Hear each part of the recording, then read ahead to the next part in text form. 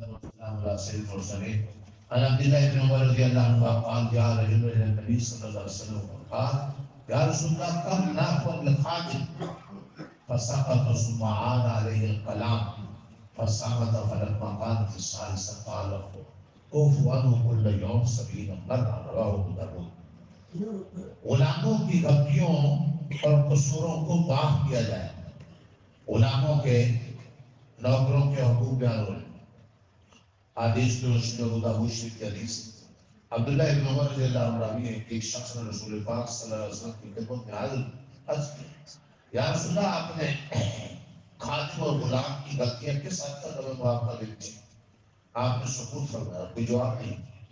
اس شخص نے دوبارہ آپ کی خدمت میں یہی عرض کیا، آپ پھر خاموش نہیں. جواب کچھ نہیں فرمایا. جب تیسری دفعہ اس نے عرض کیا تو آپ نے ارشاد فرمایا ہر روز 70 دفعہ. پہلی اور دوسری دفعہ آپ نے کوئی جواب نہیں دیا، خاموش اختیار فرمائی. اس کی وجہ معلوم یہ تھی کہ آپ نے سوال کرنے والے صاحب کو اپنی خاموشی سے یہ تاثر دینا چاہا کہ یہ کوئی پوچھنے کی بات نہیں ہے. آپ نے زیر 10 خالق غلام کا قصور معاف کر دینا تو ایک نیکی ہے جس سے اللہ تعالیٰ کی رضا اور رحمت حاصل ہوتی ہے کہ یہاں تک ہو سکے معافی کیا جائے. لیکن جب 2 دفعہ کے بعد تیسری دفعہ کے صاحب نے پوچھا اس صاحب نے پوچھا تو آپ نے فرمایا کل یوم 70 مرہ، یعنی اگر میرا فرض ہر روز وہ شام تک 70 قصور کرے تب اسے معافی کر دو.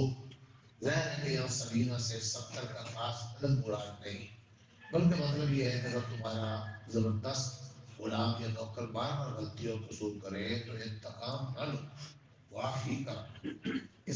جی ہاں جی،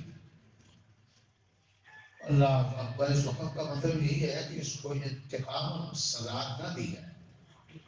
اگر اصلاح اور تعدیل کے لیے کچھ سزا مناسب سمجھی جائے تو اس کا پورا حق ہے. انتقام کے طور پر غلطی کرنے والے کو سزا نہ دی جائے، اصلاح کے طور پر کہ وہ غلطی سے باز آ جائے، کچھ تبدیل کرنے کی اجازت ہے، حق ہے. اس حق کا استعمال کرنا اس ہدایت کے خلاف نہ ہو، بلکہ بعض اوقات اس کے حق میں بہتر ہے. اگر اصلاح بھی نہ کی جائے، تبدیل بھی نہ کی جائے تو غلطی کرنے والے بار بار غلطی کرتے رہیں گے. اصلاح اور چیز، اس کا پورا حق ہے. لیکن انتقام لینا اور چیز، انتقام نہ لیا جائے، ہو سکے جتنا زیادہ سے زیادہ معاف کیا جائے. اللہ سمجھنے کی، عمل کرنے کی